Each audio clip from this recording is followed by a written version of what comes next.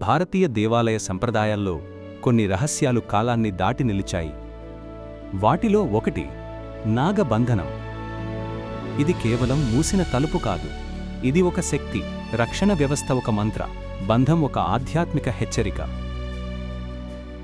నాగబంధనం అంటే పాము ఆకారపు తాళం కాదు మాత్రమే. ఇది నాగదేవతల ఆరాధనతో, క్షేత్ర రక్షణతో, శక్తి బంధంతో సంబంధం ఉన్న ఒక సంకేతాత్మక ఆధ్యాత్మిక విధానం. పురాణాల్లో నాగులు కేవలం సర్పాలు కాదు. వారు భూమి తత్వానికి, గర్భగృహ రక్షణకు, అద్భుత శక్తులకు ప్రతీకలు. మహాభారతంలో అస్తికజన మేజయూని, సర్పసత్రం భాగవతంలో వాసుకి పద్మనాభస్వామి, సంప్రదాయాల్లో నాగబంధనపు గాథలు.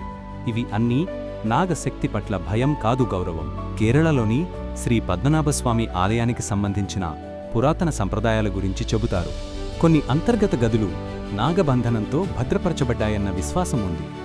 ప్రజలకు అవి సాధారణ తాళాలతో తెరుచుకునే తలుపులు కాదు. అవి మంత్రోచ్చారణ, ఆచార శుద్ధి, గర్భగృహ నియమాలు మరియు కొన్నిసార్లు యోగి పండితుల సంకల్పంతోనే తెరుచుకుంటాయని కథనాలు ప్రసిద్ధి. పూర్వకాలంలో రాజులు, ఆచార్యులు, దేవాలయ నిర్మాణకారులు ముఖ్యమైన ధనాన్ని, తాళపత్రాలను, పవిత్ర వస్తువులను రక్షించేందుకు బంధనాలు చేసేవారు. కాని నాగబంధనం అంటే కేవలం దాచడం కాదు. అపవిత్రమైన దృష్టి, అధర్మ ప్రవేశందురుద్దేశ్యాన్ని ఆపడం. అది నిజంగా పాము మంత్రాలా?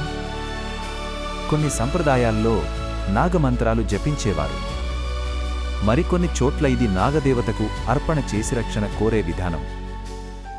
ఓం నాగరాజాయ నమః, ఓం వాసుకినే నమః వంటి జపాలు కొన్ని సంప్రదాయాల్లో వినిపిస్తాయి. కాని ప్రతి సంప్రదాయం ఒకేలా ఉండదు. ఇక్కడే నిజమైన రహస్యం మొదలవుతుంది. నాగబంధనం మాయాజాలమా, లేక శతాబ్దాలుగా ఏర్పడిన ఆచార జ్ఞానమా? సమాధానం రెండింటి మధ్యలో ఉంది. పురాతనులు ప్రకృతి భయాలను, భూగర్భ శక్తులను, గూఢ సంపద రక్షణను, సామాజిక నియమాలను మంత్ర సంకేతాల రూపంలో వ్యక్తం చేశారు. ఈ గది గురించి కథలు అనేకం. కొందరు అంటారు, తలుపు తెరవాలంటే ప్రత్యేక విధిసరైన కాలం, శుద్ధి, భక్తి మరియు ఆచార గురువు అనుమతి అవసరం.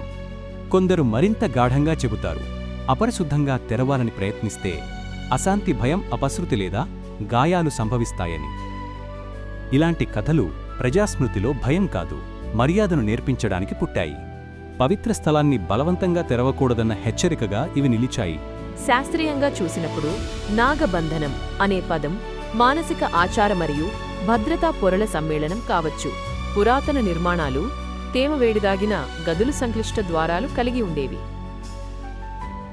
వాటిని తెరవడం సాంకేతికంగా కష్టం. దానికి ఆధ్యాత్మిక కథలు జతకావడం సహజం. అందుకే సైన్స్ కూడా ఇక్కడ ఒక పాత్ర పోషిస్తుంది. రహస్య గదులు, గాలి దారులు, పీడన వ్యత్యాసాలు, లోహపు తాళాలు, రాతి అమరికలు, ఇవి అన్నీ బంధనం అనే అనుభూతిని పెంచుతాయి. నాగబంధనం తెరవాలంటే మనుషుల కోపం కాదు, దేవాలయ నియమం అవసరం. ముందు శుద్ధి సంకల్పం, దైవానుగ్రహమా, తరువాత మాత్రమే ఆచారపరమైన అనుమతి. కాని ఒక విషయం స్పష్టం: చట్టబద్ధంగా, భద్రతాపరంగా మరియు ఆచారపరంగా అనుమతి లేకుండా ఏ పవిత్ర ద్వారాన్ని తీయడానికి ప్రయత్నించకూడదు. నిజమైన తెరవడం అంటే భౌతిక బలప్రయోగం కాదు. అది సంప్రదాయ పద్ధతులు, అధికారుల అనుమతి మరియు అనువైన ఆచారంతోనే సాధ్యం. నాగులను భారత సంస్కృతిలో రక్షకులుగా, భూదేవి శక్తులతో అనుసంధానంగా చూశారు. నాగ పంచమి, నాగ ప్రతిష్ఠ, సర్పదోష నివారణ వంటి ఆచారాలు, ఇవన్నీ భయానికి సమాధానం కాదు, సమతౌల్యానికి చిహ్నం. నాగబంధనం యొక్క అసలు రహస్యం గుడిలో లేదు, మన మనసులో ఉంది. రహస్యాన్ని గౌరవించగలిగినప్పుడు మాత్రమే జ్ఞానం బయటపడుతుంది. అంతా చెప్పిన ఇంకా చాలా మిగులుతుంది. నాగబంధనం ఇది భయం కాదు, నియమం. ఇది శాపం కాదు, జ్ఞాపకం. ఇది పాతకాలపు మంత్రం కాదు, మాత్రమే భారతీయ నాగరికతలో పవిత్రతను కాపాడిన మౌన పద్ధతి.